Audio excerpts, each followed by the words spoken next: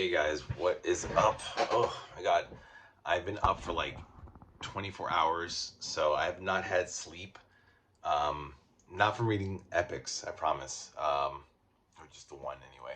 Um, Not gonna get into it, but yeah, I did something last night and it cost me sleep. So please forgive if I look out of it. Um, let's just talk about Daredevil Volume 6. Watch out for Bullseye. As the title suggests, we get the debut of Bullseye in this tome. 528 pages, guys, and I was able to read it within 2 days. Um, Bullseye appears in issues 131 and 132, so the last two issues of this volume. Um, Primarily written now by Steve Gerber. Actually, so now this is where Daredevil's in a state of flux. Um, Steve Gerber leaves the book, and then he's replaced by Tony Isabella and eventually Marv Wolfman, who is also the editor. And art, or rather pencils, are by Bob Brown and Gene Colan. Gene Colan, who left the series with issue 100, comes back in like issue 110, 112, and I think I forget. There's like three other issues. What was it? I was gonna say 124, but I don't know if that's true. Anyway, so Gene Colan makes sporadic appearances as a penciler. Tony Isabella only writes issues 120 to 123, which was Hydra, which is pretty cool. Nick Fury wants, at first, he he says he wants Foggy Nelson to join Shield, and you think, what? As a Shield agent, big fat, tubby Foggy Nelson? No, he wants him to join Shield's council, like a five-man council that is an agent of Shield, which was pretty funny because imagine Foggy Nelson being an agent of Shield, it just wouldn't work. But then everybody's just pulled into the whole book is just everyone's just pulled here and there. We're introduced to Heather Glenn, who is Matt Murdock's very troubled um, girlfriend, who eventually will commit suicide in issue 220, which is I don't think that's a Frank Miller. It's probably like the Frank Miller era 220, 1985. But I think that was written by Denny O'Neil, who did that.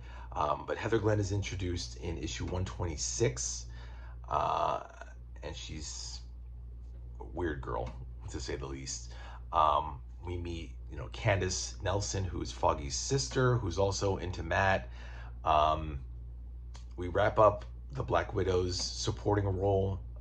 Ivan, her Russian chauffeur, and Black Widow leave after issue 124. And that's actually that's when Marv Wolfman takes over in 124. So everything just changes from 124 onward. No more Black Widow, no more Yvonne. Daredevil's back to being a solo star. He's back in New York, so he's no longer in San Francisco, which was kind of a bummer because I really liked San Francisco. I liked the setting, and I didn't mind Black Widow all that much being there. But it's sad because her and Yvonne ended up getting evicted from their mansion, the North Shore mansion, and living in their Rolls Royce, which they had to sell to get money. So it's sad. Like, even though Black Widow, Natasha, she was rich and she is a member of the Avengers, she's still strapped for cash. She's still broke and poor. And I don't know, I just couldn't help feeling sorry for her and Ivan, whatever. Um, yeah, this covered Daredevil 108 to 132 and Marvel 2-in-1 number 3. Ew. Oh, wait, sticky here. The book here. What the hell? Okay, anyway. So there was like, I mean, the story opens up with like a 5 or 6 part storyline that goes from like 108 of Daredevil to 112, and then Marvel 2-in-1 number 3. So that's like what? That's like 5 plus 6. So that's six issues. Damn, I forgot what it was about. But it involved the Thing. It involved, what was it about? Hold on. Hold on. It was about, oh yeah, the Necra and Mandrill. Necra and Mandrill are hating on people, literally hating and creating a thing of hate and taking over the world and all that mumbo jumbo. You know, Mandrill, the hairy ape, and Necra. Necra is a black girl who looks white, and Mandrill is a white guy who looks black, but also furry. So there's a lot of like racial commentary on that one. Um, Foggy is no longer the district attorney. He lost to Blake Tower.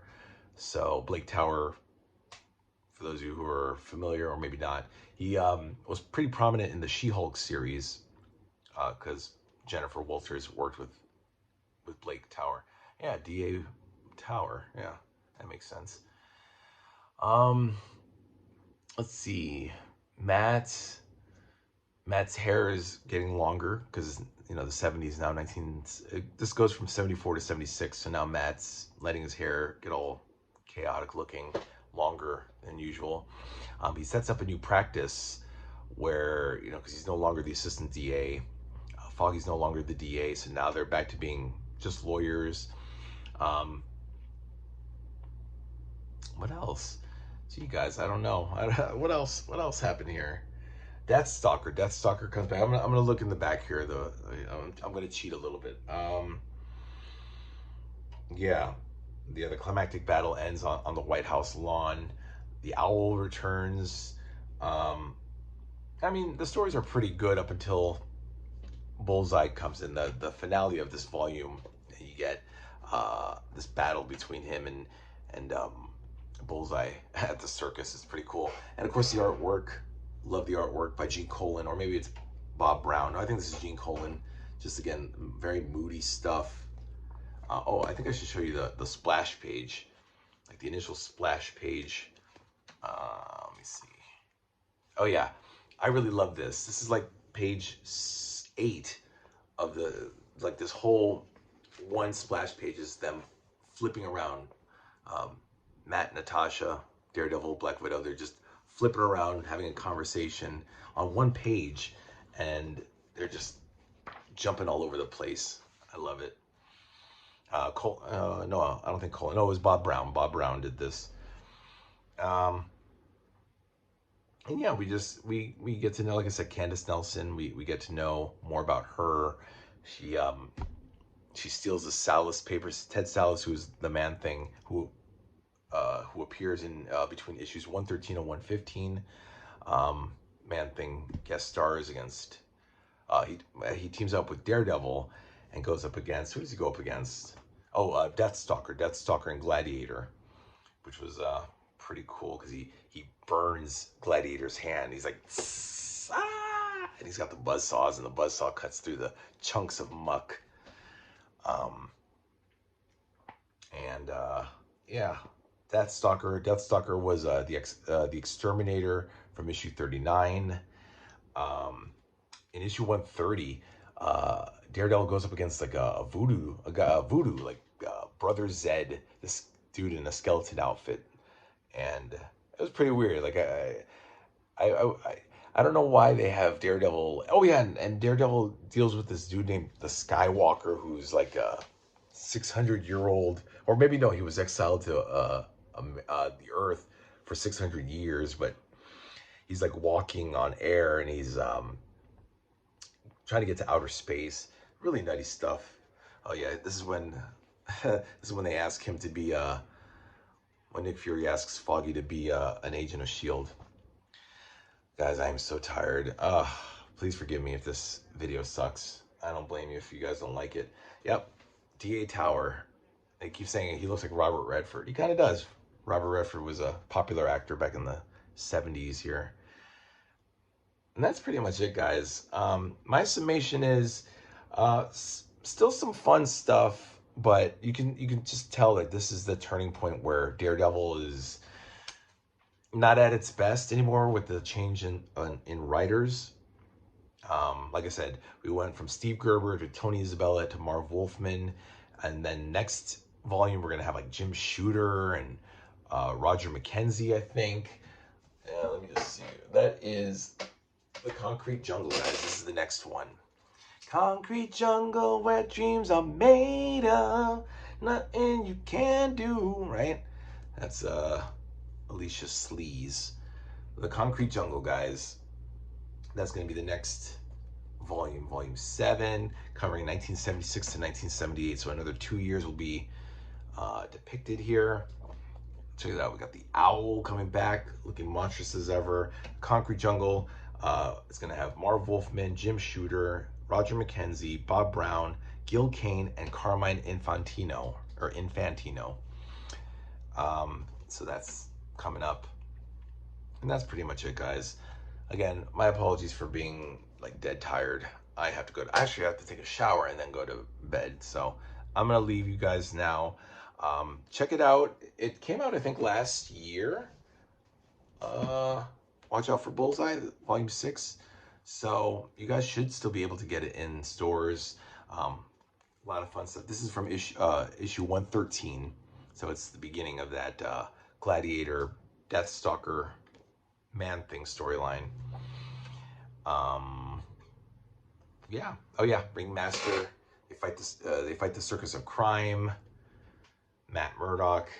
I still can't believe people buy that he's blind. Like Foggy still hasn't figured it out that he's Daredevil. He says, you know, he's like, sometimes I can't believe Matt is blind. He seems more capable than actual sighted people, like people who can actually see. He's more capable. It's like, you dumbass, Foggy. What do you think? It's Daredevil. Tard. Yvonne.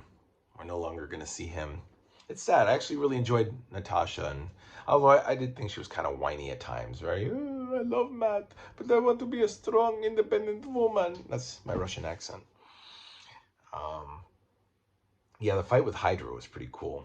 Oh, Silvermane, who was the gangster in Spider-Man, turns out to be the supreme one in Hydra. Oops, spoiler alert. Sorry, guys. So, a lot happens in this volume. 26 issues are collected in that one. Like I said, 108 to 132 of Daredevil, and Marvel 2-in-1 number 3. So guys, let me know what you think. Yes, I know I'm tired. I look like crap. Please spare me that. Like and subscribe, or don't. As always, guys, I read these epics so you don't have to, but I recommend that you do read them because they are awesome. All right, guys, have a good night, and I'll see you next time. Bye.